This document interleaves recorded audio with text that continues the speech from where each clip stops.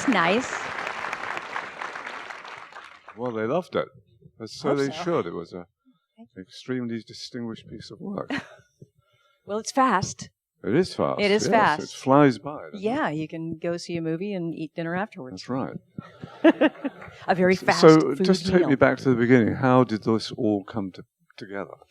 Well, it was a script that was sent to me. Two producers, Dan Dubecki and Laura Almadine, who are a husband and wife team, had developed the screenplay. And we came together and spent a couple of years working on it. Brought in a wonderful writer named Jamie Linden, a young guy named Jamie Linden. And we, despite everybody giving us pressure, we spent a long time to get it right. We didn't take any financing, and we didn't go to any studios, and we didn't look for development. We didn't go out to actors. And then when it was perfect, we went to one actor, and that was George. He said yes, and it was pretty fast. So when it first came to you, it had not a particular prospect of getting made yet. There was no money behind it. There was no money behind it. They had developed it independently, and it was quite different. I mean, it was a bit more of a satire. It was much smaller in scope. It felt more like a play. And then so there were a lot of changes that happened. So George was the key to moving it into overdrive. Yeah, I mean, yes, absolutely. And obviously this film, you kind of need resources for this film if you're going to have cops and bombs and helicopters and lots of monitors, an incredible amount of monitors and footage and that kind of thing. But, if somebody had said to me, I'm sorry, you can only have 25 cents to make the movie, I would have, gotten a cardboard box and pretended it was a TV set, and we would have made it for that. Hmm. So when the reality came to you that you were probably going to make it when George came aboard, what was the thing that was sort of most scared you about it? I think rightfully what I was scared about the jigsaw puzzle. And it is a big jigsaw puzzle. I think hopefully if you're an audience member and you're not looking at how all the seams are sewn, you can just have an experience and not think about how it was made. But the fact that it was all in real time, meaning that there's one event that happens that all these different people experience at the same time, that's being shot by 4 cameras, broadcast cameras, and a film camera, somehow has to manage to shoot that exact same piece of footage, and it has to be experienced by all these people. The jigsaw puzzle of figuring out where you are at any given time had to be done ahead of time. And I was scared of that. And did you lose your way ever? The beginning, I think the thing that directors will appreciate about this is that, everything in this film was about preparation. It's not very glamorous to say, my film was incredibly prepared.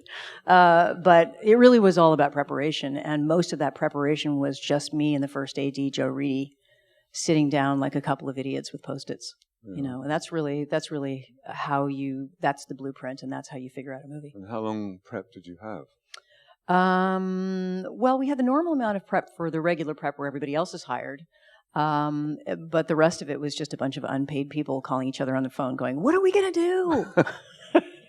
And there was a lot of that. I mean, there's a lot of technology to deal with and a lot of technology experts, video people, video graphics people, trying to figure out how you do all that. Now, if I was Steven Spielberg or something and I had so much money I didn't know what to do with it, then maybe I would just make a green screen for everything and assume that someone else will figure it all later, but we couldn't do that. But you did a lot of it live then? Excuse me? You did a lot of it live? A lot of the monitor work live? No, that was all what Julia experiences and what anybody experiences had to be pre-recorded. Yeah. So we had to know what we were doing before we got there. Yeah, but when you shot it, it was on the screen. You just didn't put a lot of green on the monitors and put it in. No, we didn't use any green really we did towards the end, just at the end stuff in Federal Hall because the footage hadn't been shot yet. And how did the cast fall into place? Well, there was George, and that was good. Then we brought aboard TriStar, so the Sony company. And then we were really at that point we're ready to go. So we had to come up with somebody to play Patty. And we said, let's just, George, can you please get it to Julia so she'll say no quickly? Right. And she said yes very quickly. And that was our next piece of casting. Yeah. I mean, I've never seen her as good as this. I thought she's great. I mean, to me, she's in every moment. Every time you're on her, she's in it. Yeah, but of course, she was only there for 8 days. And she was only there for 8 days. So she had one day, which is basically the first scene of the movie between the two of them, and one day, which is the last scene where they're together. And then other than that, they were never together. So they never had the experience of seeing each other or talking to each other or looking at one another or hearing somebody off camera. That's all pretend. My God. Yeah. Yeah, hats off to actors. How did they do that? I don't know. So, I mean, it was a terrific relationship in the movie. And to think you did it with Smoke and Mirrors is unbelievable. Right. Well, extremely good actors. And Julia and George do have an interesting kind of bond that maybe is the baggage that they bring from their own life that comes with them. But I also think it had to do with these particular characters. Patty being this multitasking, incredibly smart person who really loves this guy, even though he's a jerk, and rolls her eyes at everything he says, but can't quite bring herself to leave him. And she finally has, found the gumption to get another job. And Lee's character, this, self-involved, egotistical little boy, immature person who doesn't think about anything but himself, who's completely unconscious. And I don't know, that dynamic of the two of them feels like they're two halves of the same whole, Yeah. Somehow together they make a hero. The cast is good all the way through. Oh, thank you. But did you do a lot of rehearsal? No. Not at all? No, none at all, actually. Wow. I think we probably had 2 days between George and Jack.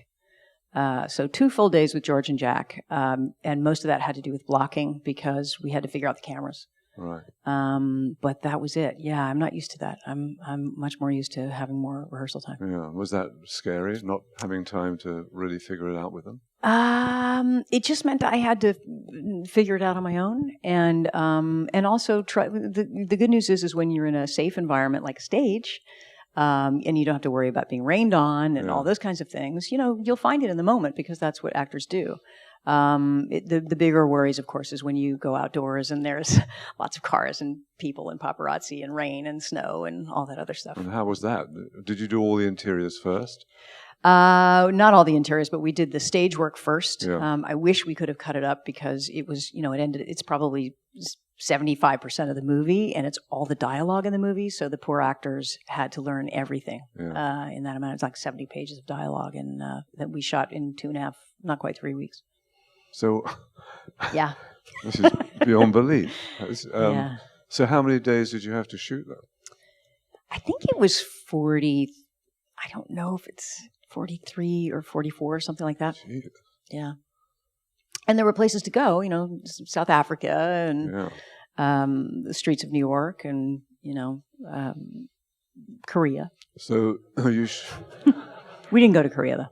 I mean, you shot it in 44, 45 days, and it came together quickly after your initial thing, and then we had to put it all together. Yeah. I mean, this is a specific type of movie. It's a movie that hopefully can be enjoyed because it's a general public film that's fast-paced and is tense and is a thriller and has a genre to it and 2 movie stars. But it also is such a sophisticated, intellectually sophisticated screenplay.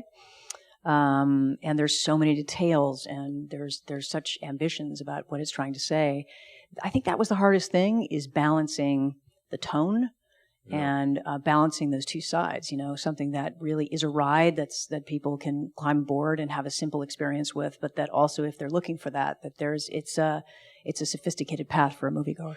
Yeah, I mean, the tone was a kind of battlefield in a sense. I mean, battlefield, yeah. And you really pulled it off. I mean, we can laugh and we can be scared and we can laugh again, and you don't lose the tension when we're laughing or, when you're being comedic with the characters. I mean, that would have driven me mad. I mean, not doing it, but just knowing to keep track of it all.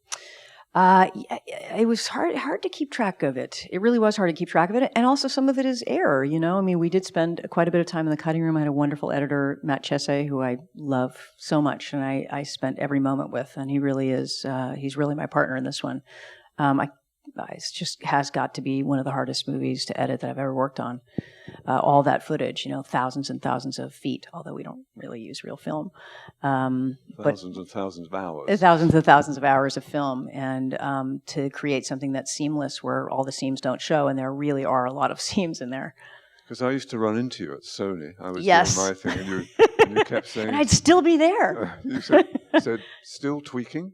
Yes. Well, I was saying that to you, it's still tweaking. Right. And was there a lot of fiddling around to do with it? Well, I actually thought that, you know, our cuts came together relatively quickly, and they were on time. You know, they were probably the same time that this run, the same running time.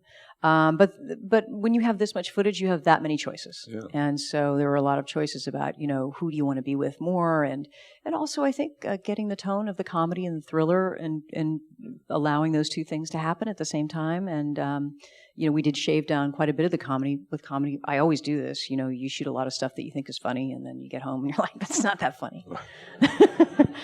And the other trap was really, you know, the sense of a love story in a way. I mean, yeah. Some of it was like Bringing Up Baby, and some was like, you know, the Big Short or something like that. There was a marriage of that. And yeah. There's a lot of different things going on, and hopefully that's a good thing and not a bad thing. That may be a bad thing for lots of people. I mean, I think some people like to go to a movie and say, this is exactly what I'm going to see. Yeah. I'm just going to see a thriller and that's it. But I have a lot of feelings about the tapestry of all of these ideas, and I like to weave them together. It's hard for me to leave one out.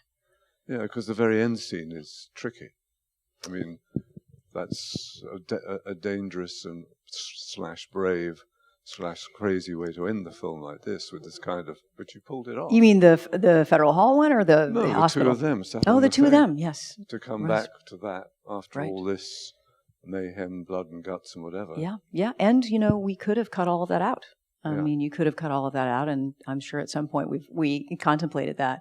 But I really felt connected to Lee and Patty, and I felt like I needed to know, you know, in some ways, I needed them to finally be together in the same room. They're only together in the same room for 1 minute of the movie. So I needed them to come back together again, and just to have a feeling about what they took away from the experience and how they changed. And did they shoot that as part of their 8-day or whatever? Yes, they did. Yes. Was it a tricky scene to shoot? I think it was a tricky scene to talk about. The shooting went very fast, but there was a lot of discussion, you know, and I think mostly, honestly, because George and Julia do have a history together, and it's tricky. You want to avoid being too saccharine, or avoid treading areas that they've tread before. Mm-hmm. And I really saw this as really about the friendship of two coworkers. Mm-hmm. And that bond is incredibly strong. I think in some ways much stronger for me than a romantic relationship. These are two people that have been through something, and there's a lot of unsaid things in that scene. Yeah, and you could tell that. I mean, it was wonderful to be exposed to that. There was a history to it, you felt, even if you didn't know what the private life of these two had been. Yes. Yeah, he's, you know, she says, you know, basically tells him that she's not going to leave him. And, but we had to make that as so not there's a lot saccharine. of talk, and then you just And there's a lot of talk and a lot of cutting. Yeah. Before we started shooting. The rest of the cast was great. Tell me about one who played Diana, the Irish girl who played that. Oh, yes. Katrina Balfe. Some of you might know her from Outlander, the Stars show. Is it Stars? Yeah, I think it is. Yeah. She's a wonderful actress, Irish. She actually has virtually no accent. You can barely hear her Irish accent. So I forced her to become more Irish in the movie. You did? I did. And why? So she would be more natural? Yeah, I thought that. I thought, you know, why not? And also, Ireland has a very big technology presence, and I thought it was good for it to feel international. And honestly, there was something about a foreign person who comes to the United States and works at a firm and makes that big mistake of sleeping with the boss, and he's disrespectful of her, and somehow that made me hate him more that she wasn't American. There's something about her being foreign that made me feel like, well, she didn't know. Yeah. You know, she didn't know. She didn't know these guys are jerks. So she found out in the movie. She didn't know Exactly. Before. So, and who else? What about Jack? How was he took? Jack O'Connell, the wonderful Jack O'Connell. What an incredible actor he is. I think maybe the most committed actor I've ever worked with in my life. And I've worked with a lot of people. I've never worked with anybody who works as hard as he does. And in what way? How did he manifest his? Well, you know, he just never stops. And he never stops. And it doesn't matter how many takes or how many times he's had to scream or sweat, or it just really comes from a really primitive place. And he doesn't pretend that he has any intellectual process whatsoever. It's all from his stomach. It's all physical and emotional. And that's the only language he really wants to bring to the character. And it's why he's so powerful in all of the films that he's been in. I wasn't looking for a young actor. I really thought that this was a role for a 35 to 40-year-old man. And I certainly wasn't looking for a Northern Englander. I mean, his accent is, I've never heard an accent that big. But he came, he taped himself and made a tape, and I auditioned him on Skype, and that was it. I said yes, and that was it. I mean, you didn't have long to shoot the film. As a director, do you shoot a lot of takes? I never shoot a lot of takes, very rarely. Sometimes when I'm working with small children or dogs, right. Animals, I never do a lot of takes. And I mean, if there's a method that I usually find myself in, I guess I prepare, and over-prepare. Everybody knows what they're doing. We all talk about it 1,000 times. Every detail, we talk about every detail. Everybody's in on every detail. When do you do that? I do that all in prep and even during rehearsal process. But once I say action, it goes super fast. So but you said you didn't have much time with them. How could you do all that prep with the actors? I had not with the actors. Huh? I wasn't able to do it with the actors. The actors I could only have, you know, whatever the conversations are that you have with the actors. But with everybody else, with all the technicians, and with, you know, whether it's set design or props or, you know, video or visual effects or whatever it is, there's sort of no stone unturned. And then when I say action, we go so fast that everybody's head spins. And the nice thing about that is that actors don't have a chance to think. They don't have a chance to change their performance or doubt themselves and try it a different way. Or, you know, we go from the gut, and then they have to commit to that because they're not going to get another opportunity. So when they say, "Can I have another one, Jodie?" you say, No. Not always. And Jack is somebody who does like to have an extra one here and there, which I was grateful for because he's playing an unstable character, and who, you know, screams at the drop of a hat, and then the next minute he's looking sullen and, you know, can barely speak. So I really had to have a lot of choices with him so that we could manicure that instability. We talked about the actors. You assembled a great crew. Yes, I know. Aren't I lucky? Were you lucky that people were free at the so right lucky. time? Or I can't even believe how lucky I am. I'm going to make notes. We've worked with a lot of the same people. Yeah. Well, I called them. Right. I called them and tried to put them on reserve. Yeah. Joe Reedy, just the most amazing first AD ever, and what an incredible team. I can't imagine doing a film like this in New York City with this many police officers and traffic and all of the problems of preparation with all the cameras without somebody like Joe. Matty Libatique, the director of photography, I'd worked with him on Inside Man, and I felt like he was really the right person for it. And the rest are mostly the team that I've worked with before. I wonder how you brought your experience as an actress into this process. I mean, because you were always there. I know this. Yeah. And you were always alert and everything. You just must have picked up all this stuff. Well, I've been working since I was 3, and I'm not sure that I had an actor's personality. I'm not sure I ever have, and but I've managed to get through acting without it. So, but that was the thing that always captivated me, was the technical side of filmmaking and wanting to know how they got that way. So, working with amazing directors, yourself, I mean, David Fincher, Scorsese, you know, Alan Parker, Spike Lee, you know, Claude Chabrol, was like a film school. It was the best film school anyone could ever have. To be able to look behind somebody's shoulder and say, I wonder why they did that. Why did they choose that? And I guess you just sort of unconsciously, you when take all those lessons with you. When did you know that you wanted to be a director? When you were 4? When I was about 6 or 7. I did a television show, and the lead actor on the show was Courtship of Eddie's father, and Bill Bixby came in one day, and he was the director. And I just was amazed. I couldn't believe that the guy I had been acting with was now going to direct the show. And I thought, wow, well, this is what I want to do when I grow up. Yeah. But I didn't think that I could because I was a girl. Are you lost to acting now? No. 50 years in the film business. I mean, I can't imagine I'll ever stop acting. But it's true that I had to prioritize the directing. I've only directed 4 movies, and I started when I was 27, so that's not a lot. And I couldn't find a way to prioritize the directing without just putting the acting on hold for a little bit.